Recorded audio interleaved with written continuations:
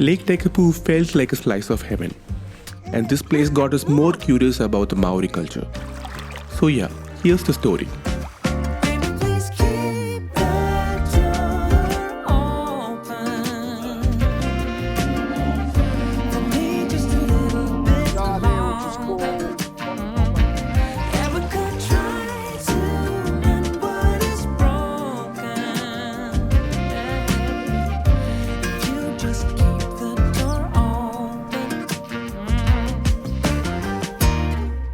Tekapo is the largest gold-rated dark sky reserve in the world. It's part of the Aoraki Mackenzie International Dark Sky Reserve, where they try to keep the sky super clean with minimal light pollution. It's located in the Mackenzie Basin of New Zealand's South Island alongside Lake Pukaki, the same lake that we explored in the last episode along with Hooker Valley. We first visited the observatory here. It was such a cool experience.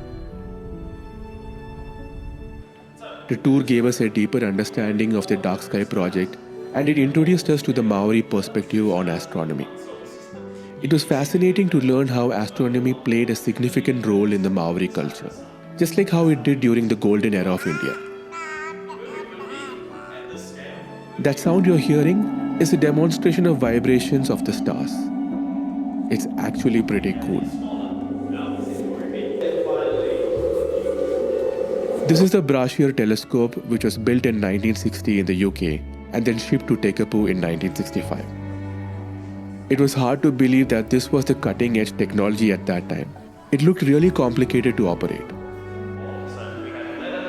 They had to use these ropes and steerings to maneuver it.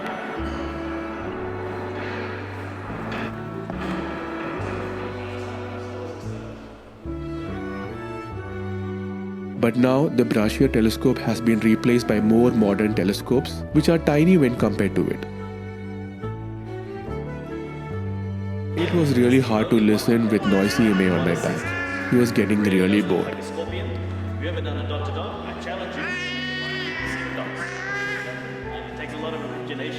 Behind the observatory, there were pieces of contemporary artwork that blended beautifully with the natural surroundings. It was really nice to see how art and science could come together so beautifully. I think it's through that bridge only we need to go to the church. Yeah. Let's go. After this, we walked to this famous church, crossing a bridge that connects it to the observatory site. The church was right on the edge of Lake Tekapo and had a stunning view of the lake.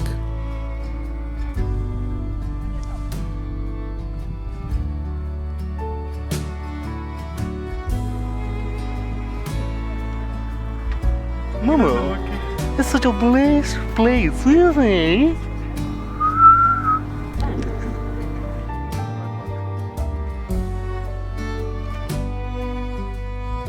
The place truly felt like heaven on earth.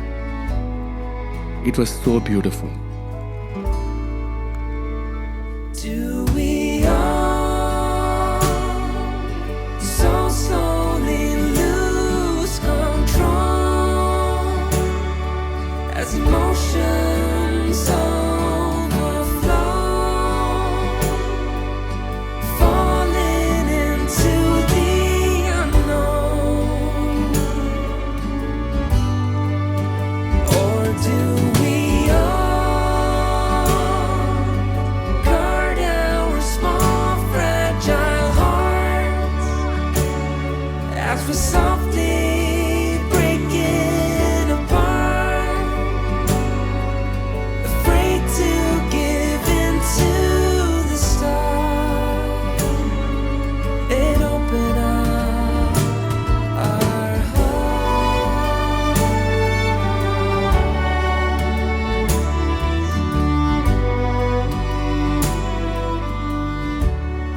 The fresh air and the soothing sound of the water put Ime straight to sleep. This rock stacking reminded us so much of what we see in the Himalayan belt in India. Speaking of the Himalayan belt, here's another similarity. Near the Church of the Good Shepherd, there's a statue of a sheepdog. It's a tribute to the working sheepdogs that played a crucial role in the farming community here. There's another viewpoint that has a beautiful view of the lake. It's on the way to Christchurch from Tekapo.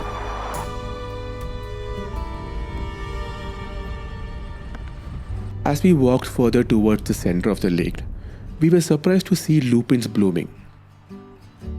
We weren't expecting to see them at this time of the year. But there they were with the turquoise blue lake as a backdrop. The lake was so beautiful. Or do we hold guard our small fragile hearts What flower is it, baby? as we softly You like it? break You like it? Oh. You like it? afraid to give in to the storm and open up our hearts. The mountain drop Huh? and the blue color lake, right? Uh-huh. It's kind of very similar to Pangong Lake, Oh, okay. especially that bit. So apparently the bright blue color is from the glacier. Like, in the glacier there is some like shiny, powdery kind of a thing. That adds on to the blueness of the lake. That's why it's making it silverish or something, right? Yeah. Silverish. It's extra blue. You saw Pukaki, right? yeah.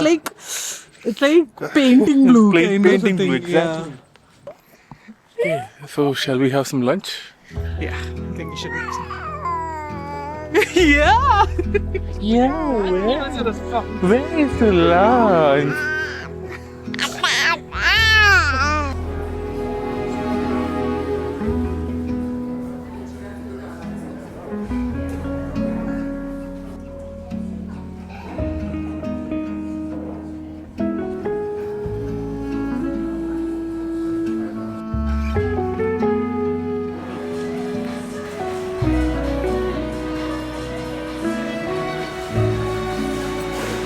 Very comforting.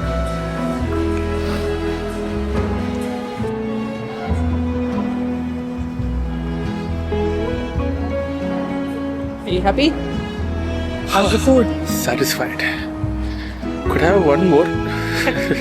Next time.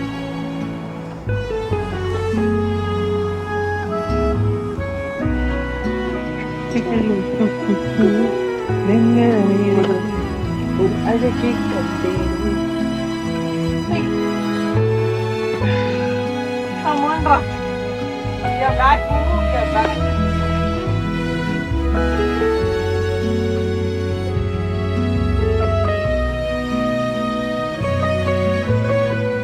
At night, we went to listen to the stories of Billy the Bard. It took place right behind the observatory. He explained astronomy through Māori folklore and does it purely out of passion. No fees, just storytelling under the stars. The night was pitch dark and the sky was breathtaking. I was actually surprised that our cameras managed to capture it. The video is grainy, but still not bad at all. It was really cold, but Billy had arranged for fire and provided blankets to keep us warm. He told us some funny stories about Tekapo and the stars. And you're sailing, and there's nothing you can see on the horizon, and somebody says, "Land ho!" And you sail towards. We had a great time. It was a beautiful night. We could see the stars so clearly, and even the edge of the galaxy was visible. I don't think we'll ever forget this night. Tekapo made us even more curious about the Māori culture. Back at the observatory, our guide Ellie told us that most Māori people live in the North Island. How do I pronounce it? So whakarewa. So WH is always like a F sound, and then our R's are whakarewa. Yeah. Whakarewa Rewa. That's Ellie's Maori village in the North Island, and he invited us to visit his village. This is where we experienced true indigenous culture of New Zealand. The North and the South Island are so different.